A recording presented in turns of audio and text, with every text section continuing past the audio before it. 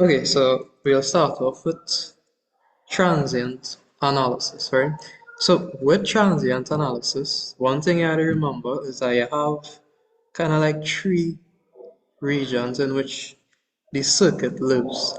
So it has the initial state of the circuit. The initial means that whatever was going on or whatever happened in the circuit after a long period of time with it being in its initial state. So it's called that the initial condition of the circuit. Then you have the transient, which is basically you doing something drastic in the circuit, so flipping a switch from a position to another position. And then the third is called the steady state, which is after t is equal to infinity time. So that's the opposite of the initial state. That has become the new state or the steady state of the circuit. So you're doing something, something happened, and after that something happened, after a long period of time, something else happened. So example, you're playing football. So playing football could be the initial state. Then you kick somebody, that could be the transient, and then afterwards you realize your foot break. And the steady state of the whole process is your foot heal back. It's the same concept. So when they're giving you the terminologies in the question, they'll say stuff like t is less than 0. They're talking about the initial state before 0. Then they'll say t is 0 plus. That is the moment something happens. You flip the switch, something you do in the circuit, that is the moment it happened, that is that. And then they'll say t is more than 0, or they can say t is equal to infinity, that is your steady state of the circuit itself, right? Just remember those terminologies and it will help you out a lot when you're doing questions. So that's the first thing. Second thing, I like to start it. So you have two types of circuits. You have first order and you have second order circuits. Your first order will be like your RL and your RC circuits, and your second order will be your RLC series and parallel circuits. So the RLC is where the second order will come from. That way you get a damping factor and whatever. And your RL and your RC is first order circuits that you'll be doing. Alright, so you don't think too much. So from the time you realize it creating a RL circuit or RC circuit, you know for sure it's just gonna be a first order circuit itself. Alright, so you all can take on this, so that's kind of important. So you have capacitors, inductors, and you have the current and the voltage equation. So the current across an inductor on this side is 1 on L integral of Vt dt, and the current through a capacitor is C dvct on dt. And then for the voltage, Peter, what's he doing? oh, so that's mute the mic. Yeah. So it's gonna disrupt people. Alright. Anyway, what I was saying. So the voltage across a capacitor is 1 on C, the integral of IT dt. And then the last one, the voltage across the inductor is L dit dt. You must know these four equations, especially for RLC circuits. So it will help you out when you have to switch between I and V. You must know these four. So you must know the equation for the current through a capacitor, current through an inductor, the voltage across a capacitor, and the voltage across an inductor. You don't need to know for R because you're doing R since like secondary school. The voltage across a resistor, IR, the current across a resistor, V divided by R, that's Ohm's law. Nothing special about that, right? But the weird ones probably never came across before is the capacitor and the inductor equation. Alright, so I got to show on you. So we have the first question on the left hand side. So I'll analyze it so you can see what the thought process is. So the said consider the circuit, assuming that the switch has been in position 1 for a long period of time. Firstly, that is T. less than 0. So that is where you get your initial condition from. And then at time t is equal to 0, so something happened. The switch is moved to position 2 and I change. Alright, so obviously in this circuit, I want you to calculate IT for t is more than 0, which is basically the steady state equation, the equation that will give you what will happen when you switch the circuit, what will happen to the circuit. Something will happen, and you can plot a graph with it. You have to do that. Something will happen. A capacitor will charge, a capacitor will discharge, something will happen. And the period of time the capacitor take to charge or discharge will be the graph or the equation that you inevitably result in. So the first thing you will do is you find your initial conditions.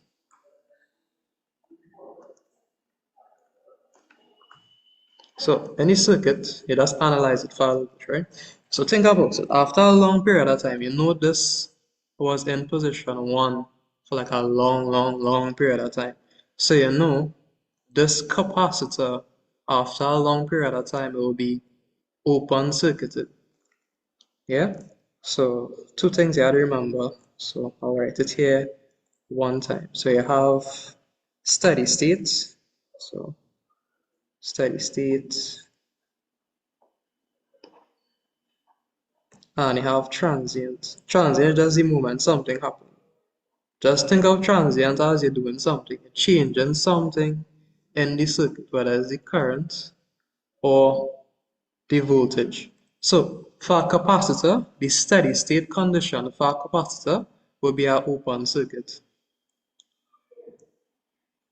So if you leave a capacitor, which makes sense, remember a capacitor, it stores electric charge. So if you leave the capacitor on or in the circuit for a long period of time, it will charge up to the point where it equals the voltage of the battery. And at that point, voltage only for current only flows from a high to a low potential.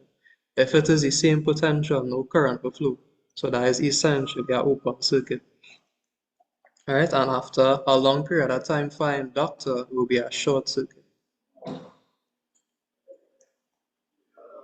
And then for the transient, something we have to remember is a capacitor resists changes in voltage, and an inductor resists changes in current. So you have to remember that, right? So for a capacitor, if you change or do something in the circuit that results in a change in the voltage, it will want to keep the voltage that it had before. So the transient for a capacitor will be a short circuit. So it has be the opposite of what it was in steady state. And for an inductor, he will be a open. Because it will go from a open to a short circuit in the steady state. And the capacitor will go from a short circuit in the transient towards being an open circuit. So there's something you could remember. I think I went through it last week with the steady state conditions of the circuit. When I asked you to calculate the voltages after steady state or in steady state, that's basically what they're trying to say. So if since it's at steady state DC, you know it on for a long period of time. So the capacitors will be open circuited and the inductors will have been short circuited.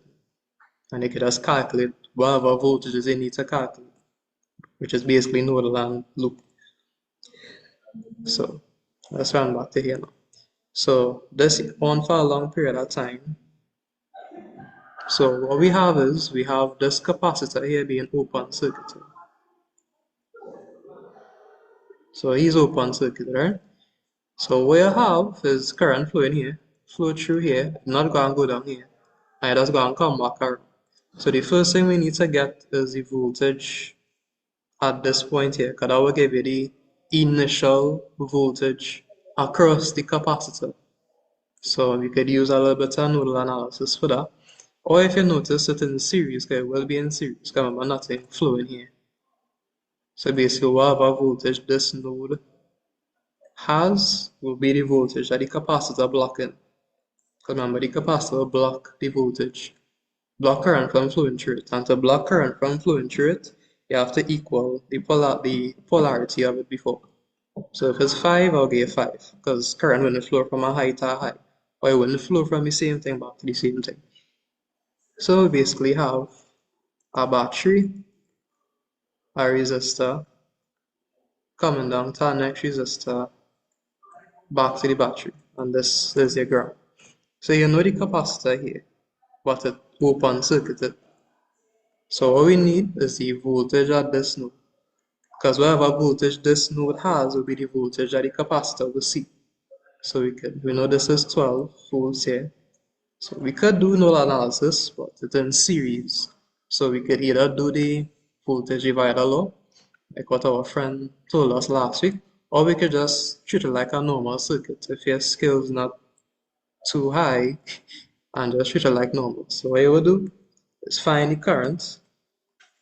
So the current will be 12 divided by 9,000, because 6 plus 3,000 is 9,000.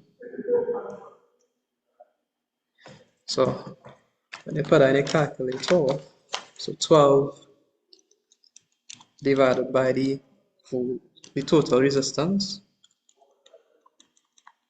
we have again. So you get answer.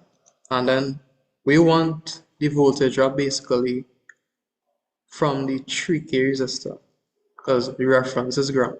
If you wanted to, you could have just find the voltage drop across here and subtract it from the 12. That will work also. But since you have a reference as ground, the voltage will rise from here up to here. So it would just be the equivalent of the voltage across the 3K resistor. And you should get 4. So this here, this was 1.33 milliamps. So the voltage across the 3K will be the voltage of the capacitor as C 0 minus. 0 minus means before 0, which is less than 0, which is your initial condition, which is 4 volts. If you wanted to, you could use the voltage divider, which would be 3,000 divided by 9,000 by the voltage of the battery, and it will still give you the same answer. So this is the first thing we need. And I say we'll calculate the initial conditions. Okay, just using this table here, depending on what the way to ask or find in this case. So the second thing we will do is get the circuit equation. So to get the circuit equation, no matter what type of question you're doing, you only have two laws that you will use. So it's either you're going to use KCL, which is you'll normally use for parallel circuits. Yes, in our question. 0 minus. Yeah. So 0 minus is before 0. Correct. So remember what I showed you all here. With t is less than 0, t is 0 plus, and more than 0, you could write this as 0 minus, which is negative as 0, which is before 0.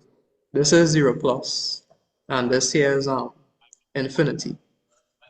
Yeah, but the terminologies, it may look different, but all in all is the same thing. 0 minus is before 0. 0 plus is at 0. And steady state will obviously be way after 0. Yeah, so good question. So I glad you noticed it. So back to what I was talking about. So the circuit equation, you can either use KCL, which is normally for parallel, or KVL. You normally use this for series. So you normally use this for series, unless it has a rare exception. And you normally use KCL for parallel circuits.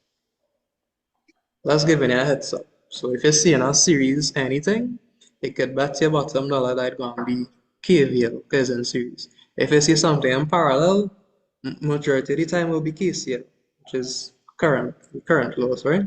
So for KCL, if you all didn't know, the sum of the currents entering will equal the sum leaving. All of them on the right side have to confuse you. So this one you don't need to worry about that. You can just say the sum of the currents will equal to 0. Simple. So the sum of the currents into a point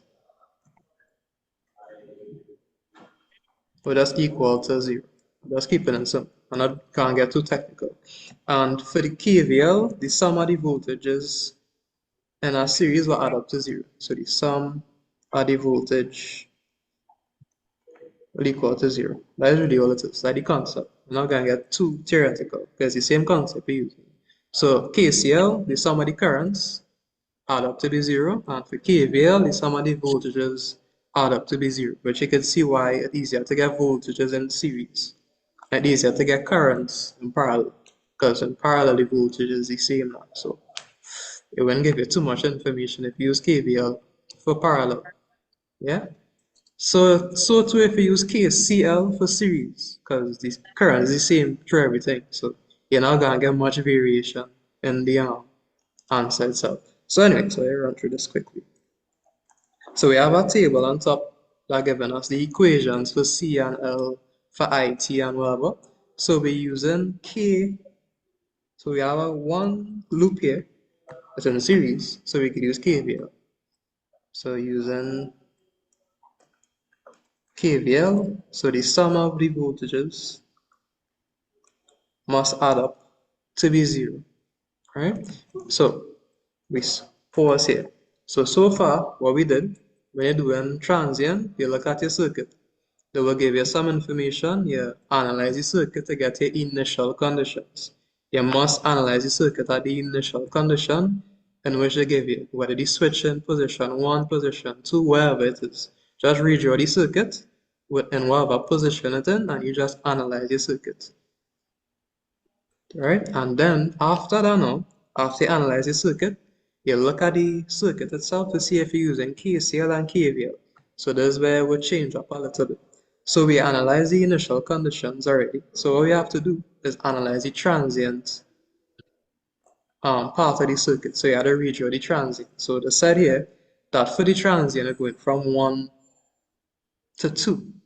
So that is when you change it. So now the circuit obviously changed because now the source is no longer part of the circuit. The circuit now went like this. But when you break this circuit here and you bring it down to here, you will have a new circuit. So the moment that happens, remember the capacitor will resist changes in the voltage. So he will want to keep the voltages the same at all the nodes.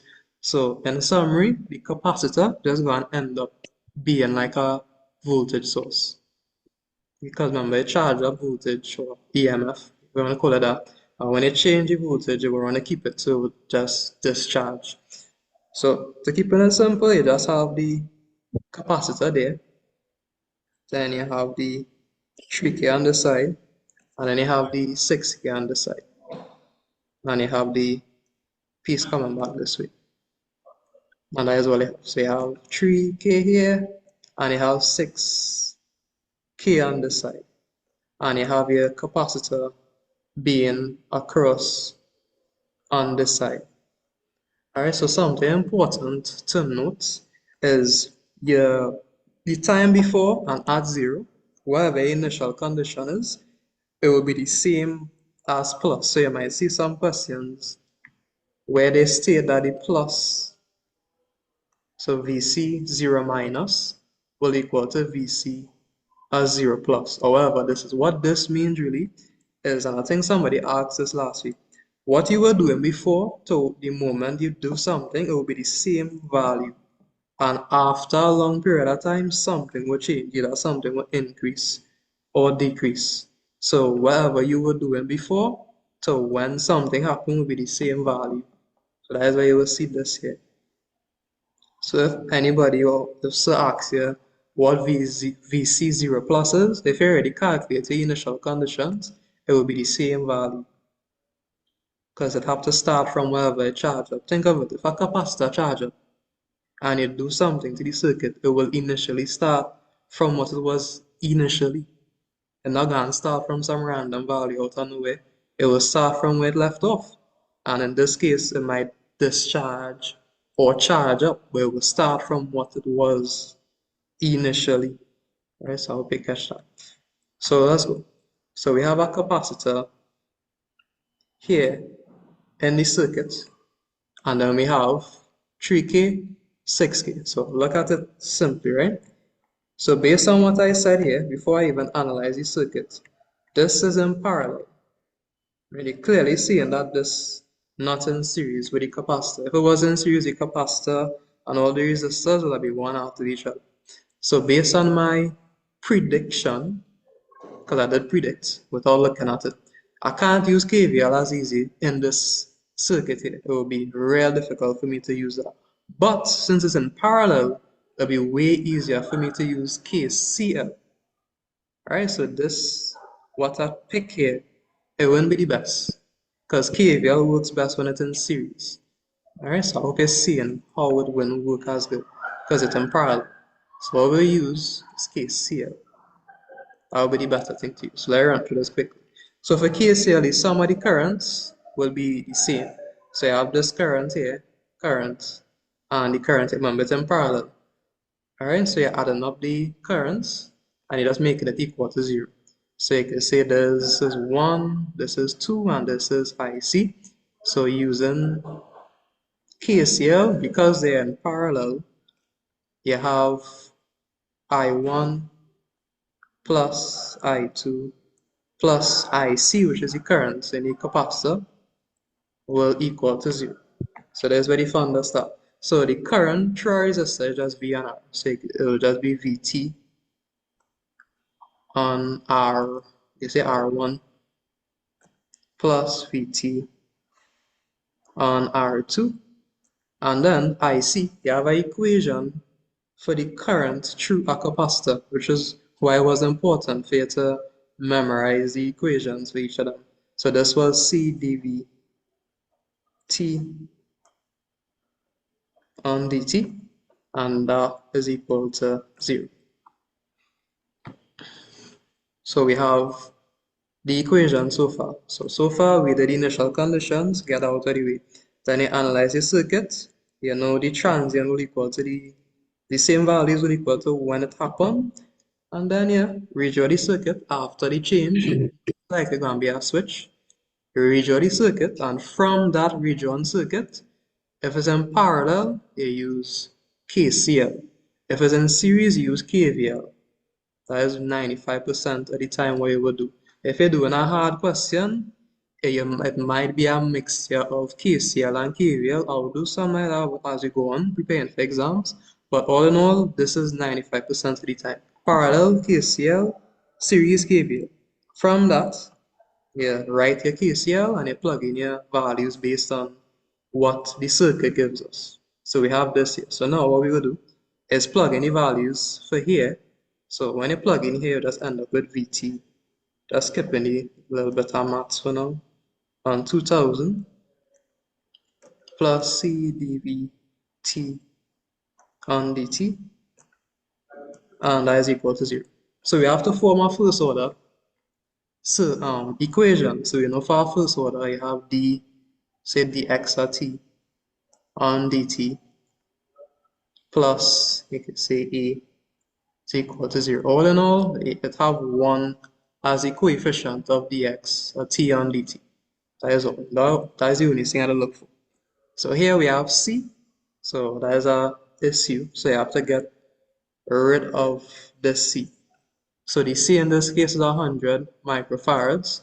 So you have to divide everything throughout by that. So you end up with dv t on dt plus, I'm going to divide the 100 micro into this here. You'll end up with 5 Vt, and that is equal to 0. So pause in there. So all I did there, I got my equation, plug in my values, and get it in the form of a first order equation, which is just getting the coefficient of dv t and dt to be 1. Yeah, that's almost the time I did. Same thing for the second order. The coefficient of the squared term, the d squared whatever, have to be 1. Everything else will work out.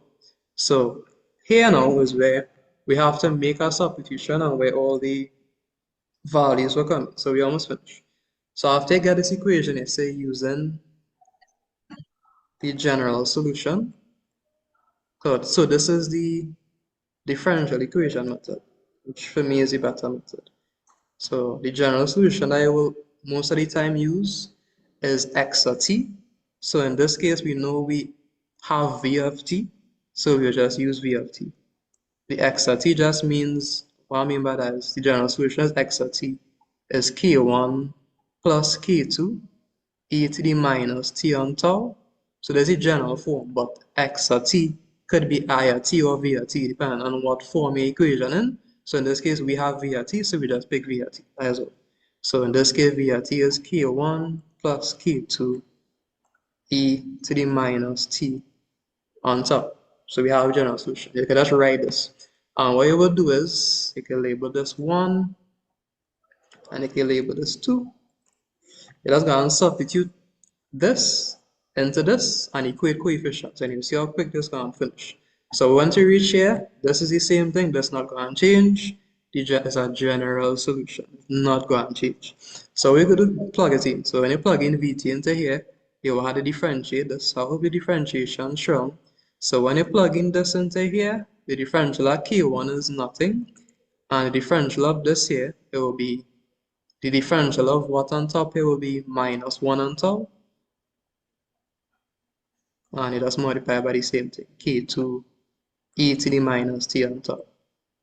Alright, there's now mass class. So if you can remember that, go back to your table, alright? So that is the differential of this. Remember, I'm plugging it into here. So that's how they differentiated. So that's differentiated before to skip some steps. So you have this for the first one. Then you have to multiply by 5. So it'll be plus 5 k1 plus 5 k2 e to the minus t on top. And that is equal to 0. So we have that.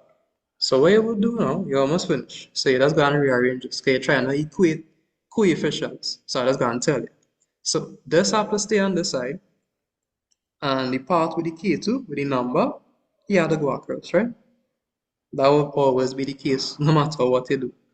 So you'll end up with minus 1 on tau k2 e to the minus t on tau plus 5 k1, and that will equal to minus 5 k2e to the minus t on top. So at this step here, it will equate coefficients. And when you do this step, you will end up with your time constant, which is tau, and k1. So you end up with two things out of this equation here. The only thing you will have to solve for is k2. So let's go through. So if you're equating coefficients, this will be equating to this. Yeah?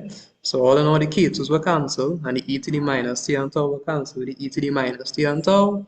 So you end up with minus 1 on tau is equal to minus 5. And then you do some transposing, you end up with tau is 1 on 5, which is 0.2 seconds. And then now we could equate k1 too. So 5k1 would all be equal to 0, because I have no other terms on this side. If it had a number like 6 or something like that, it will be k1, because obviously that is unit, so you could compare it to at that point, right? You will always end up with two things to compare. The same thing will apply, it doesn't change.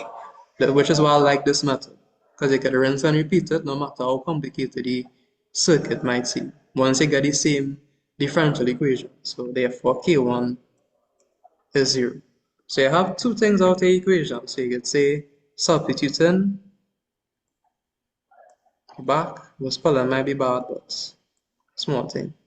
So you have Vt, k1 is 0, and then you have k2 e to the minus t on top. So the last thing I have to solve for is k2. The only way for you to solve for k2 is you have to use the initial condition, which you already calculate now. So you kind of beat the system before you know it. So at this here, remember, this is your transient going on here, right? So what I will say is using initial conditions to solve for k2. So here now, so you can say at, this is the same, at t is equal to 0, you have v of 0, which is equal to, and if you plug 0 into this, anything to the power of 0 is 1, right? So you get k2. So my question is, what was the voltage? In this case, it would be the voltage across the capacitor. What was the voltage across the capacitor at 0, which is 0 plus. It was the same as 0 minus, which I already calculated on top here being 4. Where was it? Oh yeah, 4. It's the same 4. Right, if anybody confused as to why I say the V is VC, because there's a RC circuit, the capacitor is units and I have voltage. So that is why the V of T's will be VC of T. It can't be anything else. Yeah? So that is why you can make this. Because it's a RC circuit. The C is units and I have a EMF. So that is why. The VTs will be VC. Just keep that in mind. You can keep it as VRT, but most of the time you can write it as VC. So the voltage across the capacitor at the time 0 was 4. So therefore K2 was 4. And that's how I finish. So therefore the differential equation for the circuit, so you can say for VRT, so VRT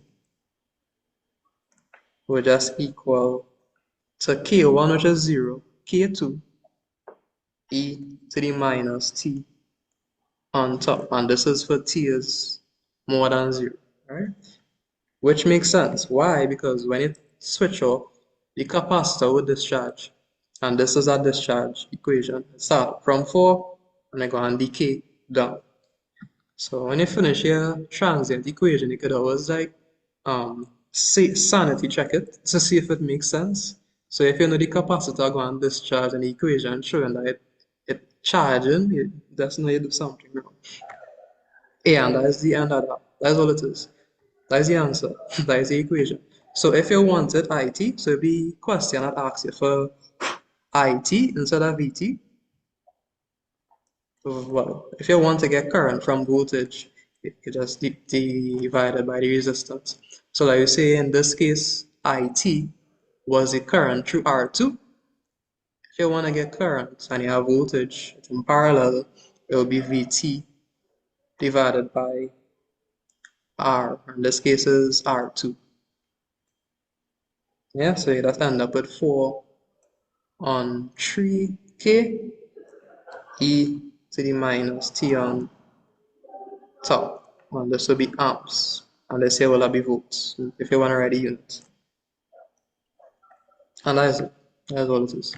So the equation itself, even if they ask you for IT or whatever, just work it like how we are accustomed with the equations and whatever, just work it through. You could always convert voltage to current or current to voltage because it's Ohm's law you're using. But you just work it like normal. We'll try to convert the VTs to IT because they ask for IT. What I mean by that is some students will say, hey, they ask for IT, but this equation have VT in it, and they just cry because they're trying to get IT and the equation literally have VT, VT, VT, VT. So you gotta work like that. You could just keep it. Why was 4 VC 4 and not 12? So let me go back on top. This was the initial state of the circuit. So whoever send a message, look on this side here. Let me just click up and you analyze the circuit for me. Right? So this is the initial state of the circuit where the switch here. Like the initial state, right? After a long period of time, but I say initial state of the circuit, we don't know how long the circuit was on for. But for calculation purposes, when you're doing transient analysis, you just assume that the circuit was in whatever state it was in for like a long period of time. So that therefore you had current flowing in this circuit. And a capacitor, so we can't assume steady state. So you can't assume steady state unless they tell you, you could assume it. Yeah, nothing wrong with that. Nothing is wrong with what you say. You are very correct theoretically. You are correct. But in explanation and understanding purposes, the circuit was on for a long period of time, so each component, it reverted to its steady state value. Yeah, which is correct with what you said. But with respect to why it's not 12, this capacitor will charge, but you have a resistor here. So the voltage that you're going to see won't be 12. It will actually be the voltage drop across the R1 resistor. Yeah, so you have to be careful with that. So you have to analyze the circuit more. So remember, let me see where you said there. Yeah, So hope you're seeing it. So you have this 12 volt here, which is what I have on this side. But you have this resistor here, so you have a voltage drop across the resistor, which will give you the voltage of the capacitor itself. Remember, the capacitor at steady state, as you correctly said, it will be open circuited. So no current will flow through this branch. So if you want, you can just literally just forget about it for now, if it's looking confusing. So you just have a series circuit. That's all you have. And if you have a series circuit, you can get the total current. And if you want the voltage at this node, which will be the voltage that the capacitor will see, you have two options. You can do voltage divider, or if you're not seeing it too good, find the current, which will be the 12 divided by the 9,000, and then the voltage drop across the 3K will be the voltage, or if you're still not seeing it that way, it could be the 12 volts, subtract the current, multiply by 6,000, and it will give you the voltage right here, which will be the voltage of the capacitor blocking. Because in order for you to prevent current from flowing, you have to give me the same thing. Yeah, 5 to 5, nothing gonna flow. 5 to 3, yeah, something will flow because it's from high to low potential. So I hope you're seeing that. So just be careful. It's not always, oh, a battery, hey, a capacitor. Battery is 15, capacitor is 15. No, don't fall for that trick. Analyze the circuit a little more to see what it is. So you might have to do some nodal analysis on whatever to get what the voltage at the particular node that the capacitor in. So let's run through these steps. The first thing you do is memorize the equations for IT and VT for the capacitor and the inductor. The second thing you do, when you're given a circuit, find the initial conditions of the circuit. Redraw the circuit. As what our friend said, redraw the steady state condition of the circuit. So the steady state for a capacitor is an open circuit, and the steady state for inductor is a short circuit. Redraw your circuits. And depending on what I ask, you find the voltage. Personally, if I'll tell you honestly, most of the time for a steady state, you're going to care about the voltage across the capacitor because the inductor is going to be a short circuit. Unless you're doing a second order, which is the RLC, you wouldn't really care about the current through the inductor too much. So you calculate those things, which is that nodal loop. The second thing you do, you do the thing that they tell you, switch the circuit, switch the switch, and redraw the circuit at that point. So from there, which is where I got here now, the voltage source drop off. So you just end up with the capacitor in parallel with the two resistors. And then I showed you the little trick. If it's in parallel, 95% of the time it will be KCL. The sum of the currents in each branch will add up to be 0. If it was in series, the 95% of the time would be KVL. The sum of the voltages across each of the components will add up to be 0. So kind of give you a heads up as to what you could see when you reduce the circuit. So from there, with this reduced circuit, we see that it's in parallel, so you use KCL, you add up the currents in each branch, current to the 6K, current in the capacitor, and current to the 3K. You have that. Current through resistor is V and R. Current through a capacitor, C dVdt on dt, equal to 0. Gets in the form of a first order. Just divide by C, because I the units are not preventing it in this case. Plug in your values, and you should end up with a nice equation like here. When you get up to here now, we just have to plug in a general solution, which is always the same thing. If you have IT, IT is equal to. If you have VT, VT is equal to. And then from here, when you plug it into, you have to differentiate one and the other one gets multiplied. You should end up with something like here. And all you have to do is carry across the K2 term with the number because you need that to get tau. And well, 5K1, you can leave it. At this step here, majority of the time, if you don't have like a voltage source in the transient circuit, the K1 will be 0 because that means that it discharging. Alright, so and then you could equate these two to find for tau. Because the K2 will cancel and this will cancel because it's the same thing. And you will find for tau. Then you plug it back into the same equation with whatever you find. And then from there, yeah, solve for K2, which is just using the initial conditions that you find for. And to do that, same steps. So you state at t is equal to 0, okay, you need this reduction. If you don't have this reduction, you'll struggle. Okay, you need this. So at t is equal to 0, so you just plug 0 into the equation.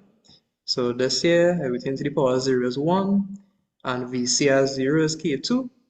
So this is the initial condition which you already had. When you plug it in, so you get K2. And just like that, you plug it back in, and you have your answer. If they were to ask for the current, which most of the time they will ask for current if it's in parallel, because you can't ask for current if it's in series, because I mean, they could have.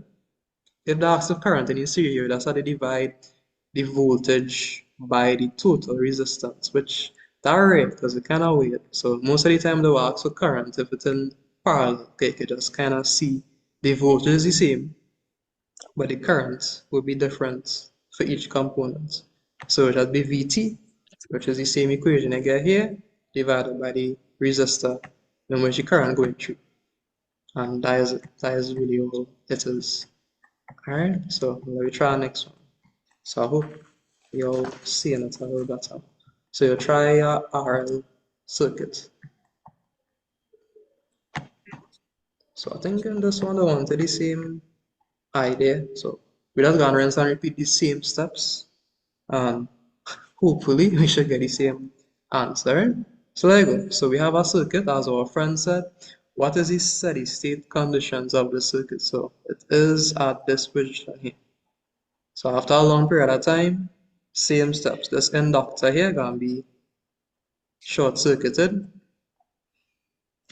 This voltage source, well, nothing happened with the voltage source. And the capacitors, no, so it look like a RL circuit. Most of it is a RL circuit.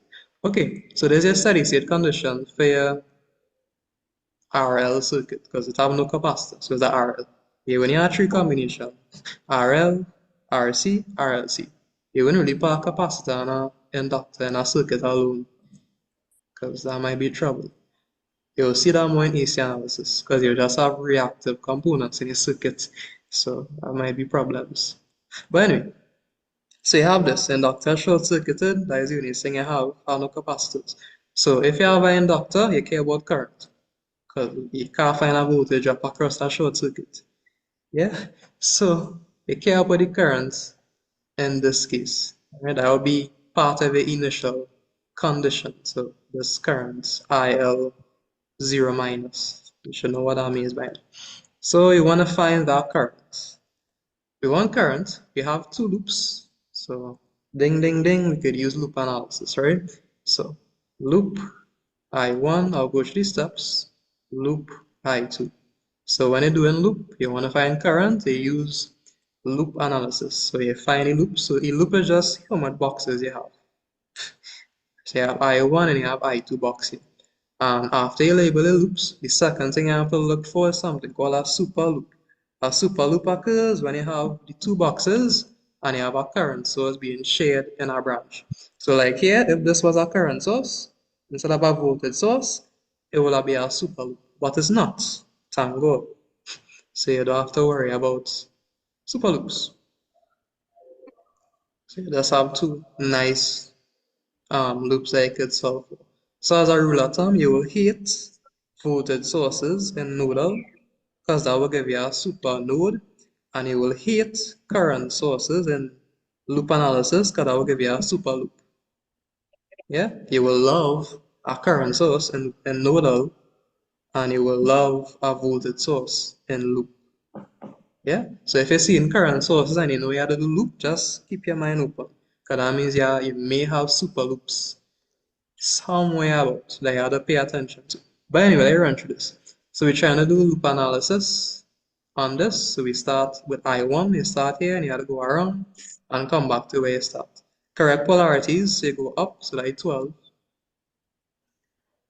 minus 2 I1, which is up here. You're here now, so you're going down. So it'll be minus 2 I1. So you have to be careful now, right? So anytime you have this branch here, that being shared between two currents, to keep it simple for you all, I assume the voltage drops across the component to be negative. You could assume it to be positive. It doesn't change where once you keep it constant. So if I assume the voltage drop across the I1 loop to be negative, any current that going in the opposite direction will be the opposite to what I assume. Yeah, so I have minus 2I1 and now plus 2I2. Because remember, the I2 going in the opposite direction to what I assume. Because remember, doing the I1 loop. So anything in that I1 loop, the voltage drop across the resistor will be negative. Anything going opposite to it will be positive. Because I assume negative forward, positive backward. Keeping it simple. So where we reach here. So then it'll be minus star plus, so it'll be plus 4. And all of that is equal to 0. And then you simplify, so you have 4 minus 4I1 plus 2I2. And 12 plus 4 is 16, and you carry it across, you get minus 16. You're trying to form an equation, because you want to solve it simultaneously. Right? So where we at I2, so we had to rinse and repeat the same idea. So we start from here, go up, across, come back down, back to where I start. So you'll have this here, so going from a plus to a minus. So it'll be minus 4. Then you're going through this here. So same concept. You will have a minus for the I2, but you have a plus for the I1. Don't forget that. So you have to be careful. And then you have up here, going through the short circuit, come back down, minus 2I2. It have no other current flowing through there. And that there is equal to 0. So you simplify, minus 4I2 plus 2I1. Ugh, I heard it in a weird way. Is equal to, when you characterize the minus 4, you get 4. And that is 2. When you're doing this, just for sanity, if I1 first and I2 second, keep it for the same for down here, right? Because you might trick up yourself when you're putting it in your calculator, and that will really frustrate you if you realize you plug it in the wrong order. So I'm just gonna just write it in the order that I have it on top for mental sanity. But that happened to me so much at times. So I1 first, I2 second, and the I1 was 2. And the I2 was minus 4. Nice. So second equation, first equation, so we can solve 1 and 2 simultaneously because we're trying to solve for I2 because I2 is the one that we care about. Right? So when you put in a calculator to solve them simultaneously, you will end up with I2, which will be Y in a calculator because your calculator will give you X and Y, not I1 and I2. That's the label of it. So Y or I2 will be 413 amps, which is I or 0 minus, because remember it's in parallel. So therefore, the current through the inductor, which is a short circuit, so the current through the inductor is equal to 413 amps. And that is the initial condition, a little bit of loop analysis. So we did loop. I say I was going to practice that loop. You're using the same skills. So where you had to learn about this, you label the loops. Okay. Yeah, assume your voltage drop across the resistors. If you don't like to think, just assume it to be negative. You could assume it to be positive, just keep the same standard throughout. I have custom voltage drop to be negative, so I'll keep it like that.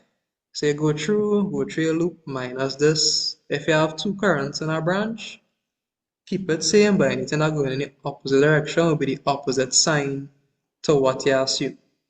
And you do it for one, you do it for the next loop, and you just solve them simultaneously. And you had to do something like this for question 2 in the exam, but you don't have to solve it. I don't know if you will change it up, but you don't have to solve it because you can't bring 6 loops until it is solved in an exam. Like just outright wickedness. I don't know if he's a wicked lecturer, so I don't know. But that has never happened before because you won't have time to do all that calculation exam. It's not a math exam. It's a circuit analysis exam. Anyway, so we have our initial condition. Check. Second thing we have to do is do the change in which they tell you to do. So we can erase all this initial condition stupidness we have. Get back to the original circuit. And in the original circuit, what we have? Let's say you can open this. Okay. We open it. So if you open this, something cool gonna happen. When that open, this whole branch here going through. That no basically no longer inside the circuit. And that they no more.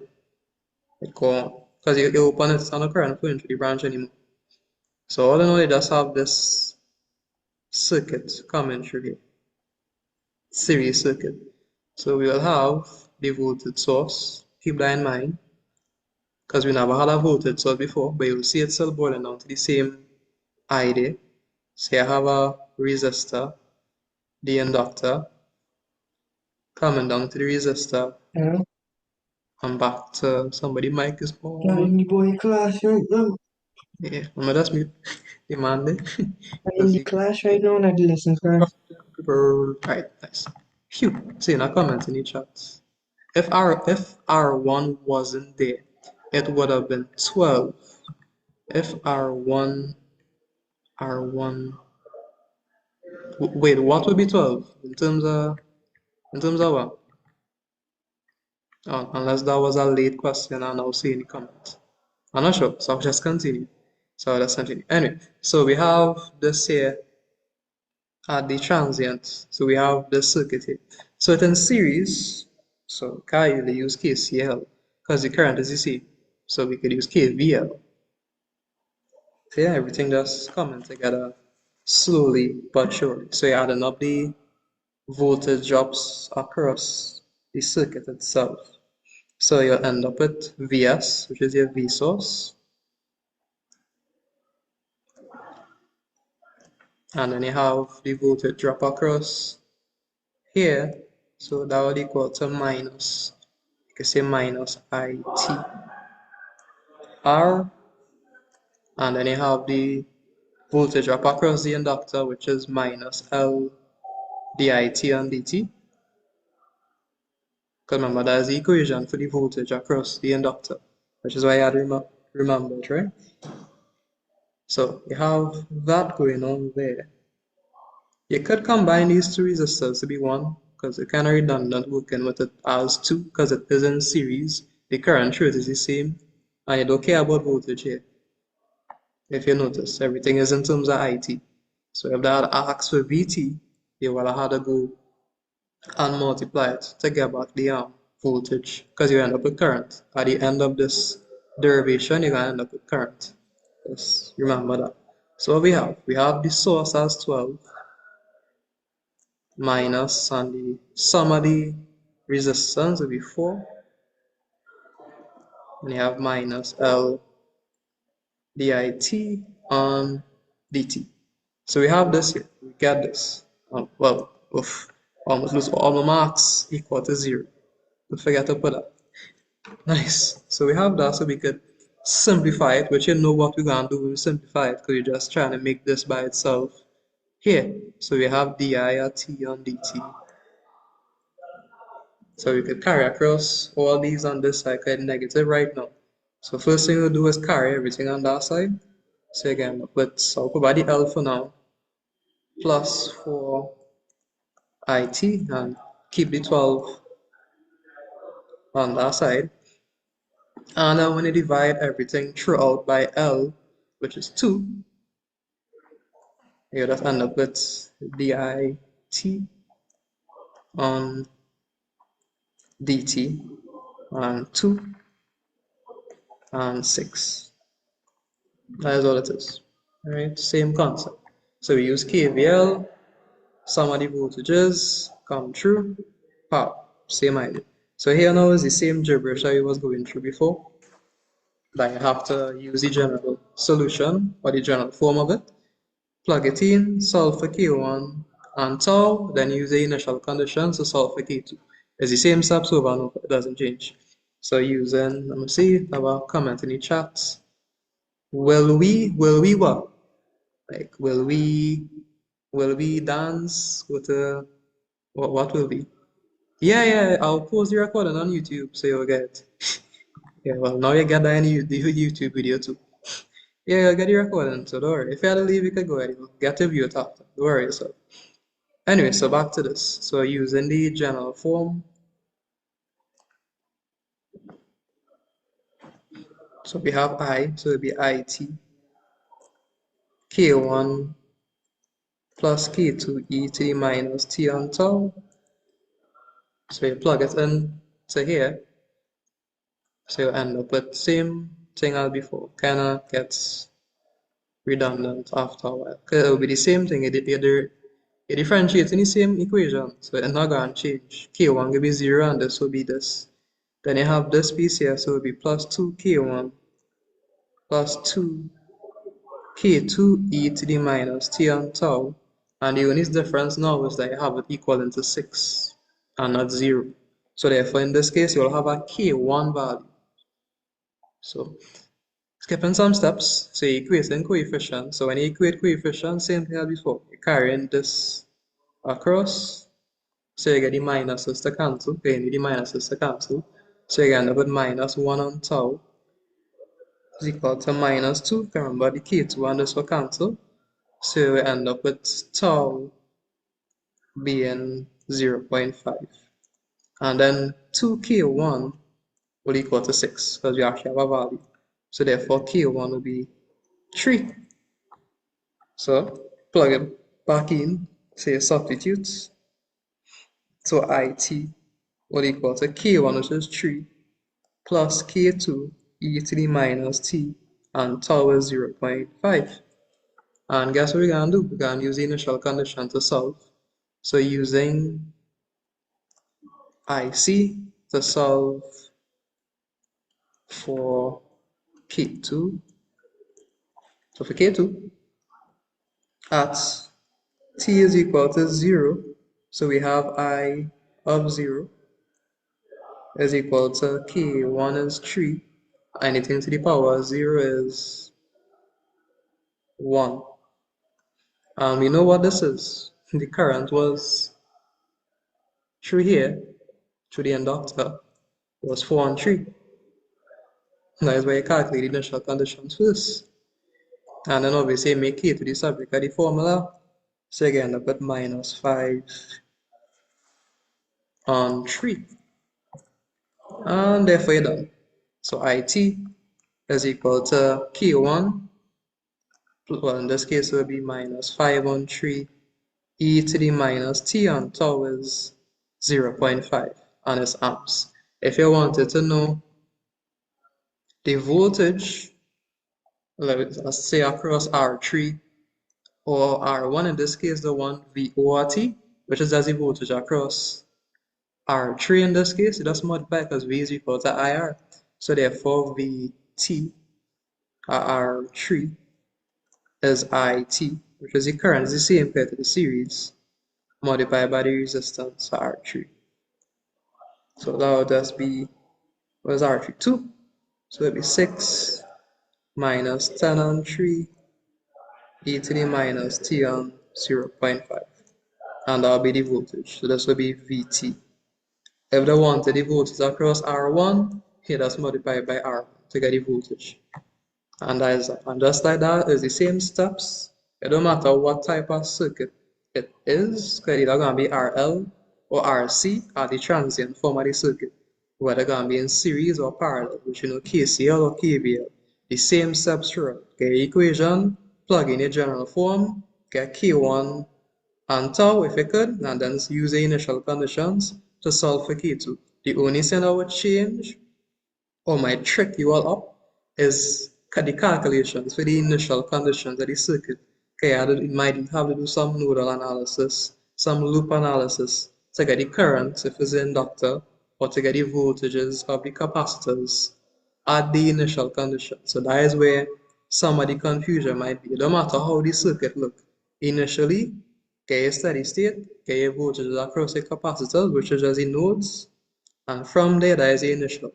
You get your equation, which is VT or IT, plug in general form, get the equation, and according to what they're asking for, if it's the opposite, so like if they ask for IT and the equation in terms of VT, or if they ask for VT and equation in terms of IT, just use Ohm's law, and you will get back to wherever you want.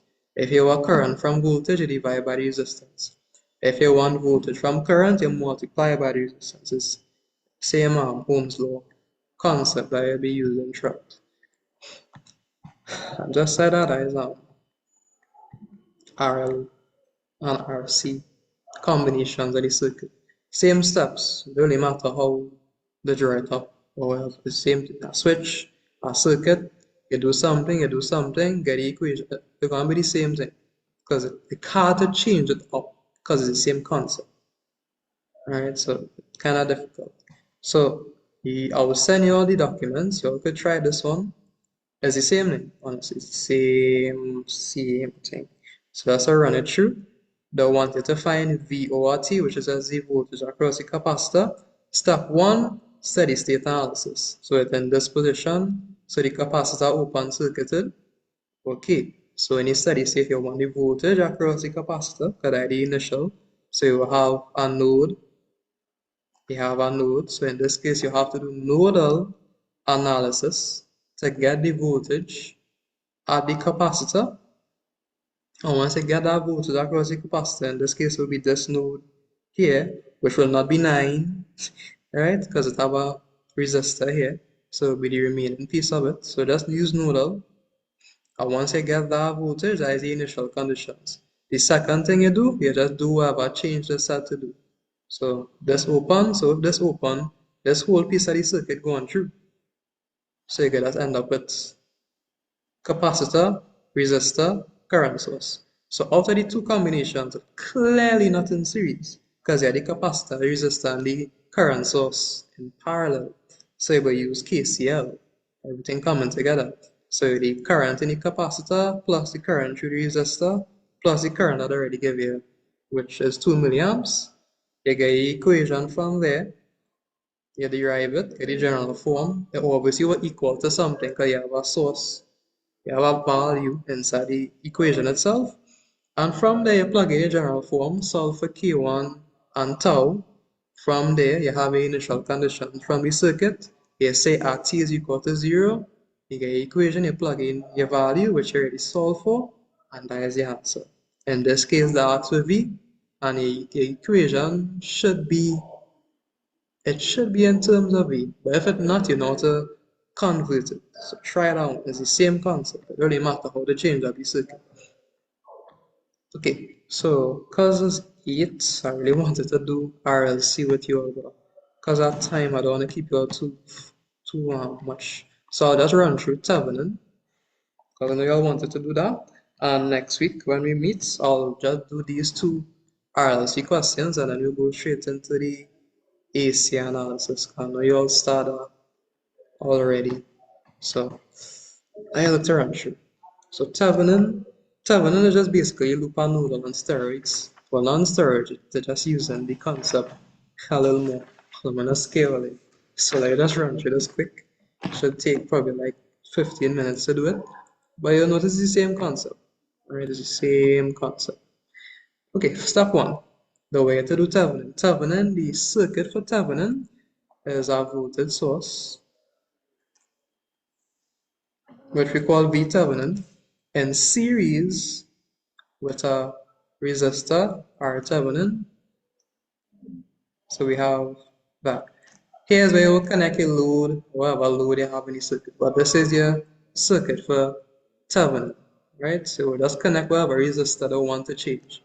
Okay, let's use these for reduction techniques, if you want to call it that, to reduce the circuit that you don't care about, to manipulate a piece to see how it would change the circuit itself. That's really what you're trying to do. All the other resistors and whatever, clump it together to one resistor, and all the voltage sources, you clump it together. So anyway, so there's your Thevenin circuit. And then let's hide this. I don't want to see this. Okay, so yeah. So you have this, and then you have your Norton. So you have your current in parallel with R Thevenin, and then you have your load connected on this side. So these are the two circuits that you have. And let's have a nice equation. Let's link all them together. So V Thevenin is equal to I Norton R Thevenin. Why? Because you could go from your Thevenin circuit to your Norton circuit, and from your Norton back to your Thevenin if you wanted to. So there's something cool. So if you have this, if you divide the V Thevenin by R Thevenin, you'll get the I Norton, so you can get it in terms of the circuit here. It's kind of cool. Anyway, so I run through this quickly. So you have this circuit here. So they want us to get the Thevenin equivalent circuit for it. Step one, you need to find for R Thevenin. So to find for R Thevenin, you open circuit the load, which I can already do for you here. So let's go on. Ugh, why you try? So you open circuit up, then you're looking in through these terminals, and you're trying to find what the resistance is. So to do that, you have to open circuit all current sources, and you have to short circuit all voltage sources. So you do that. So you draw for the circuit. So you'll have this short circuited resistor, open circuit. So I just not gonna draw it because it can't read done before. Understanding purposes, I go draw it. I know somebody go tell me what the thing going. Then you have this resistor here, resistor, open circuit. So this was 4, this was 9, and this was 5, and there's this here. So that's all we did. Open circuit the current sources, short circuit the voltage sources. So we have a circuit with just resistors in it. So we're trying to look in from this side to see what the resistance is. So we have 9 in parallel with 5 and 4. What they're saying, we're going through here. So if I'm going in this direction, you have 9 plus, and you have 2 combination, so it will be 4 in parallel with 5. That's the symbol for parallel. So we know product over sum for this. So all in all, it end up with 11.2 ohms for R7. That is all it is. Open circuit the load, open circuit the current sources, short circuit the voltage sources. You end up with a circuit with only resistors in it. And you just find the equivalent resistance looking in from these points. It would basically the points they open circuit from. So that R7.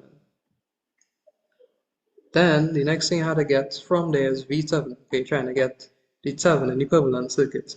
So what you will do is you're keeping this open circuited only for Thevenin, and you just redraw the original circuit.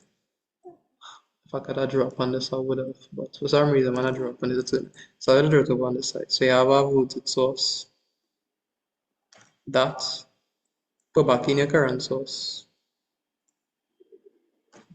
Slide 3, 50. Then you have this resistor, open, and you're coming back in through at the bottom. So this is 9, this is 5, 3, 50, and 4. So we're trying to get the voltage that will be seen at this point. So what we will do is nodal analysis, because it's the best way you could get voltage. So first thing you do, draw any nodes. So you have a node at the bottom here, which is ground. So you know all here is 0 volts. You have a voltage here, which is 50, because 0 plus 50 is 50. The only way we know this is 50 because the other side of the battery was 0. And then we have a node here, which is VB.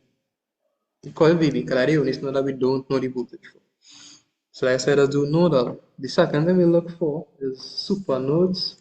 That occurs when you have a voltage source being shared between two nodes. So like if here was a voltage source, will that be a problem? Here's now a supernode because you know the voltage at the both sides.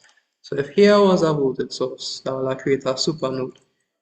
Alright, so we're trying to find VB. And the cool thing is, since you have no current flowing through this 9 ohm resistor here, whatever voltage VB is, it will be the same as V.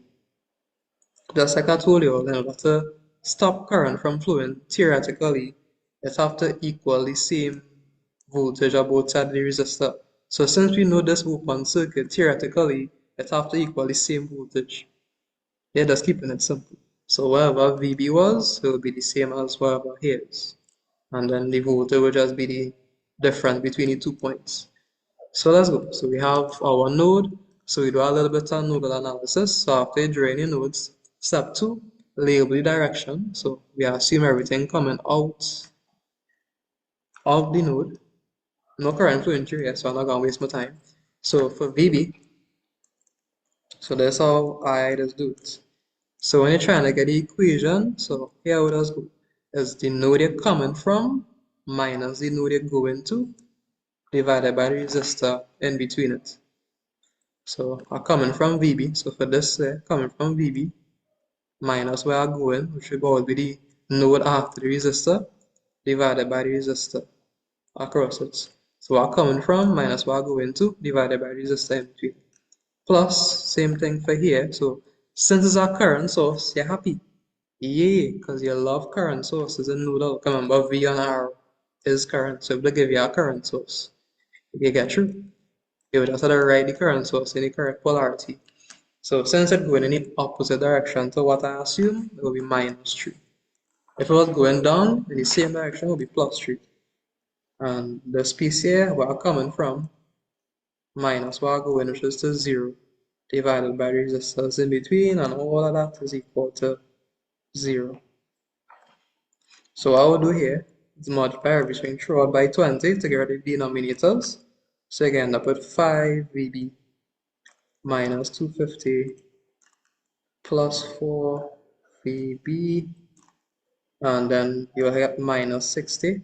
So I'll just carry it across one time to get 60. So you just solve for VB because that's the only unknown you have.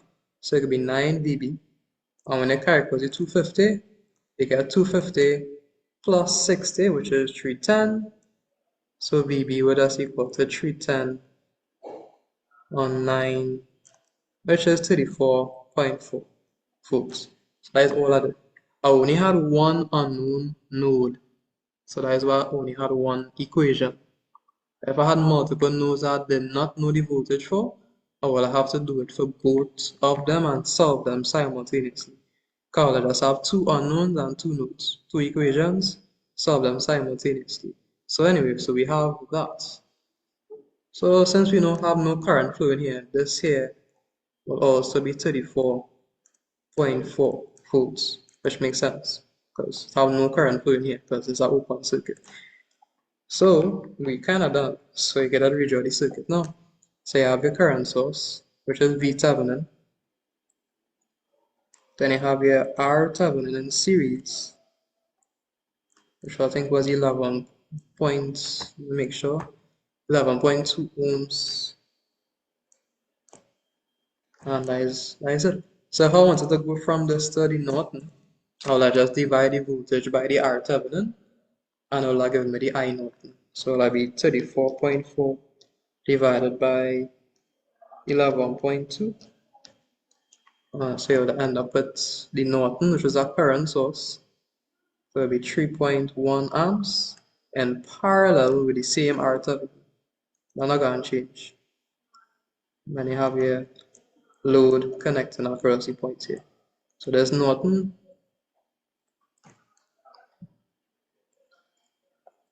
and Thevenin.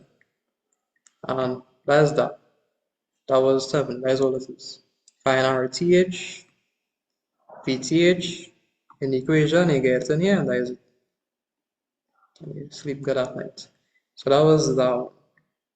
So I want to try one with a dependent source. So you all can see how to do it. So I'll try this one here, and then I'll end class. I don't want to keep you out too long because obviously we have school tomorrow. So let's go through this one. So this one will be the hardest one in terms of what you could get because it have dependent sources and you have weird things to get R7 in here. So I'll show you how to do it and we'll call it a night. So same steps, we're going to find the Thevenin equivalent circuit for this. So the first thing that we'll do is find our Thevenin. So we already open circuit the source already. So that was our help. So the next thing we'll do is short circuit all the voltage sources and open circuit all the current sources. So when you have one source, so we will short circuit this. You cannot open circuit this because this is a dependent source. it is only open and short circuit independent source, not the dependent source, which is the diamonds.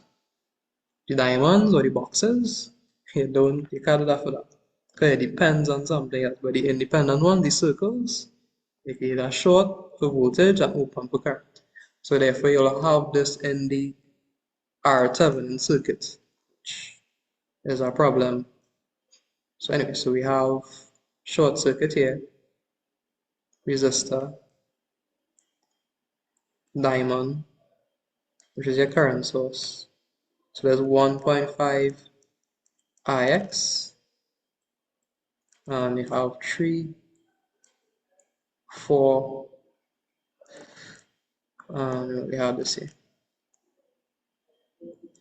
Okay, so we have this here. So we have 5, this is 3, this is 4, so we have everything. So now, the problem is that before we find our Thevenin, when it didn't have a source in the circuit, but the problem is we have a source. So after we turned off our independent sources, we still had sources in the circuit.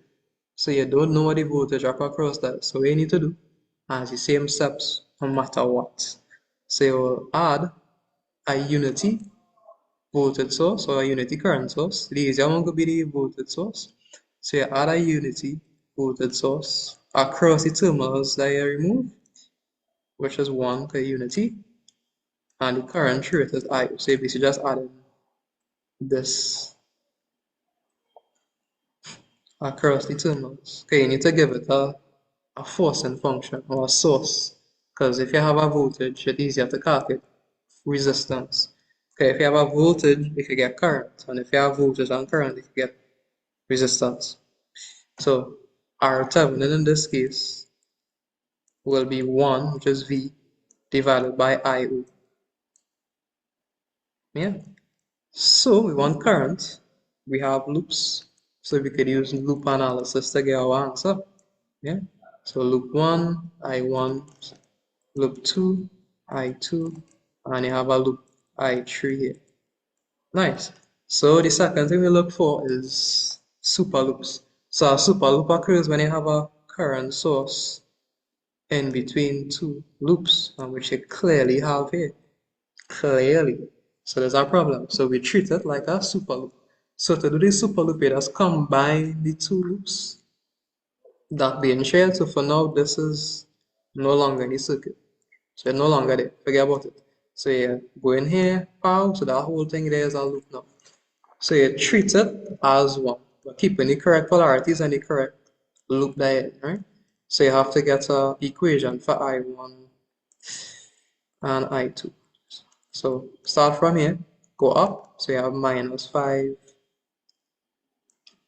I1, then minus 3 I2, remember any I2 loop technically, and then you have minus 4 I2 plus 4 I3, hope I didn't catch it. Remember here I have two currents flowing, I3 and I1, and that is equal to 0. So we can do a little bit of simplification.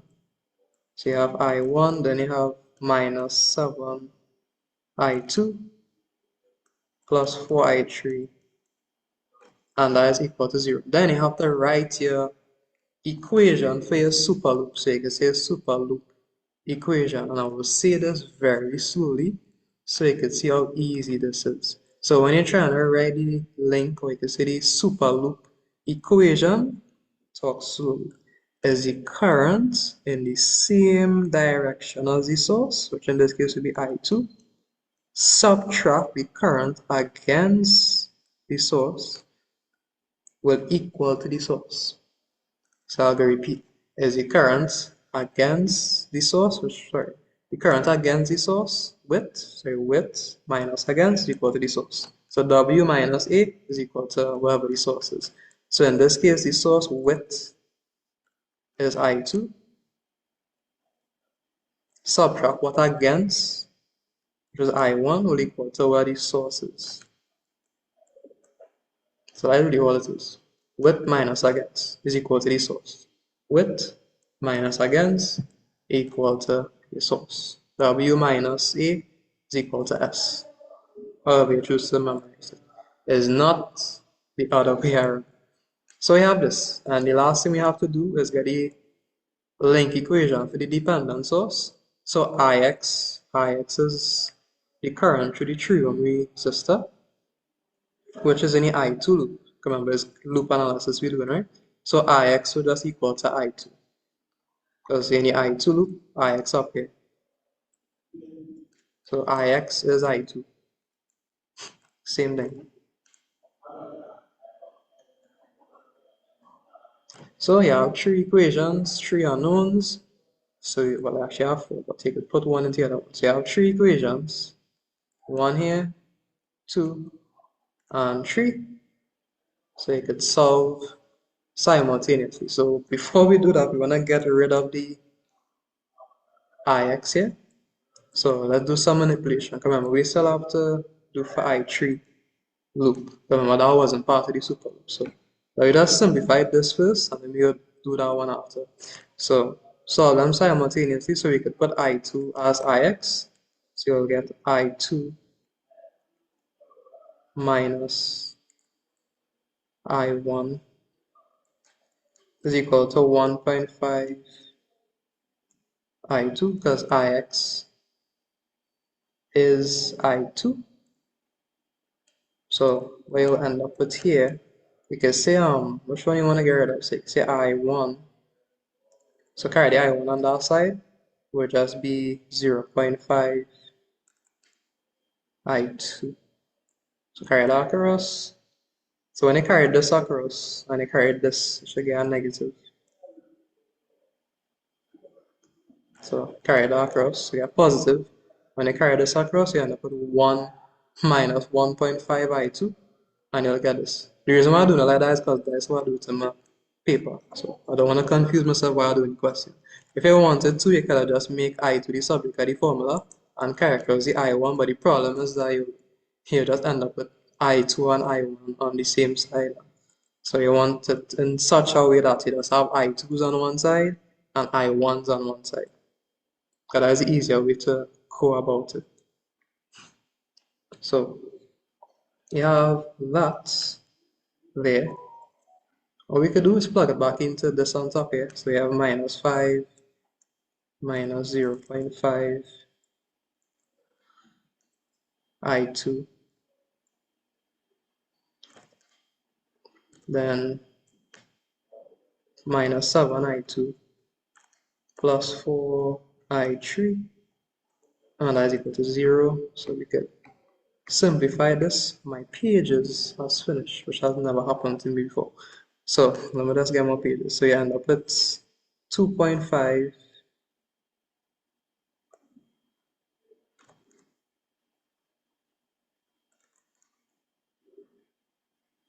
that's 5 by 0.5 is 2.5 I2 minus 7 I2 plus 4 I3 is equal to 0. And my pages has finished. Let me just stop the recording and get more. This has never happened to me before, so let me just exit that and stop the recording for now. Yeah, so nice. So when you reduce this piece, 2.5 minus I2 minus 7 I2, you'll end up with minus 4.5 I2 plus 4 I3, and you equal it to 0. So going across to my other one, so you have this here. So there's the first one after you reduce, or you did all the reduction that you have to do with the first piece. So the last thing we have to do is get the equation of the last loop. Because remember, we just did this here, which was the super loop, which was I1 and I2. So that's how I get I3 now. So if I do an I3, so you can do it with me. So you're going up, so you're going minus 4I3 plus 4I2, because I'm going in the opposite direction, and it will be coming up here. So plus times minus will be minus 1. So I hope you're seeing that, right? And you're back to where you started. So you end up with minus 4I3 plus 4I2 and minus 1. So I'm just going to carry the 1 across one time. So there you have the second equation. Phew! So now we're going to solve this simultaneously. So when you solve it simultaneously, I3 is what we care about, right? Come on, but this I3 is what I0 is. So I3 will just end up being 2.25 amps. So now we could finally get IO. So back in our circuit, I3 is actually going in the opposite direction to IO. Hope you're seeing that. Because I3 going here, IO going in the opposite direction. So therefore, I3 will equal to minus IO. Right? So invert it. So you'll just end up with IO is minus I3. Well, this is supposed to be negative from the calculator. Sorry about that here. Calculator will give you a negative. So you end up with I will be in 2.25. So we finally get IO, so we can get R Thevenin. So RTH would just be 1 on IO, which would just be 1 on 2.25, which would be 0.44 ohms. So all in all, through all the stress of having to change the board, you plug in this, you do loop analysis to solve for IO. Now once you find IO, you just plug it back into the equation. 1 on IO is R Thevenin and you get your answer.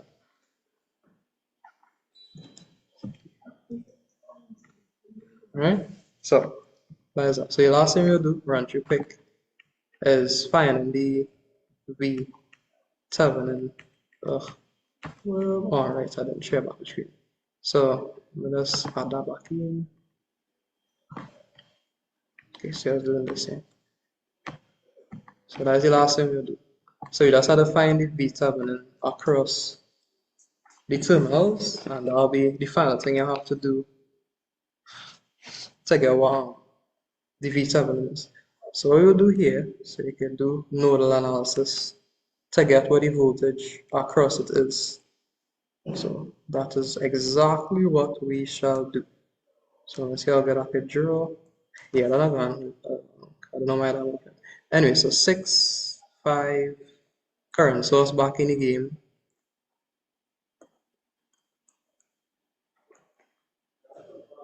Then you have the 3, 4, and you have your terminals. 4, 3, 5, pow, pow, pow, and you have IX being here. So we can use nodal. Why? Because you want voltages. Contrary to what we did before, this node here, it have current flowing in it, because the current flowing here and back down. So just be careful. Don't make the difference. Don't make that in this one, because you must see. So compare these two circuits here. And this circuit on top here, it have no current flowing through here. None at all. Okay, have no pathway to flow. Remember, this will be open circuited. In this case now, you have current flowing through the bars. So just be careful. So you actually have two. You have an unknown node here. We know this is ground, obviously. If SID doesn't give you a ground, you could assume any node to be ground. So yeah, that have to be ahead if they don't give you one. The ground is just a reference point. So you could pay a reference point anyway. You please. So anyway, there's 0. So you see what path we could do this. So that is 0. So the two nodes that we don't know the voltage for is VA, VB. Check for any supernodes. We have none. Because you don't have a voltage was being shared. So we could start with VA, assuming the current going out, while coming from minus while going, divided by the resistor in between. Then you have a current source E, correct polarity, so it'll be minus 1.5 Ix, okay, going in the opposite direction, plus we are coming from, which is VA, minus we are going, which is VB, divided by 3, and that is equal to 0. Alright, then Ix is our problem, so we need to write an equation for Ix. So Ix, we do a nodal. So I is equal to drop across something. Just to keep it simple for you. So Ix is the current through the 3 ohm resistor. And the same thing what I tell you, where you're coming from minus, where you're going, divide by the resistor in between. You could also use it for that, because that gives you the current.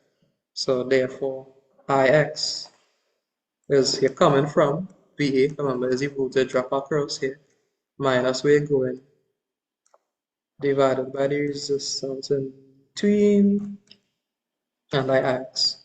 So we can do some substitutions, and after you substitute this into here for Ix, and you reduce it, because you'll just end up with some simplifications coming through.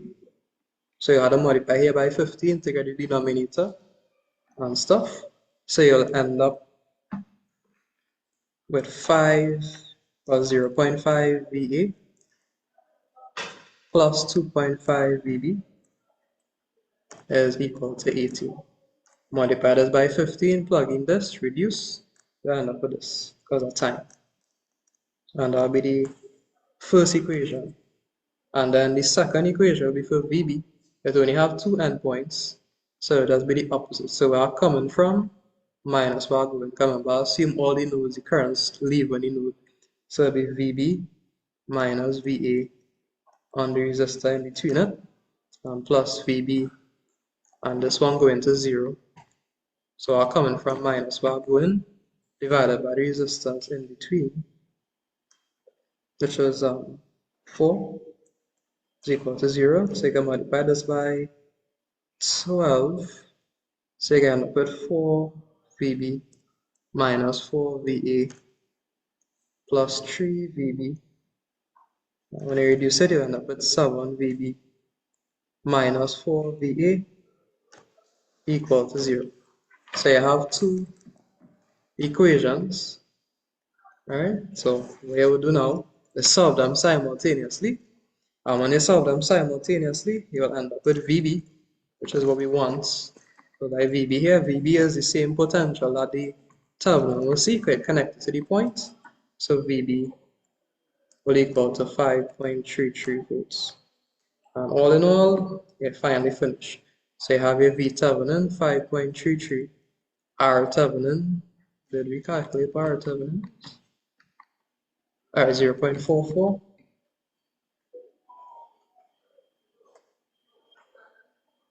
And that is the answer.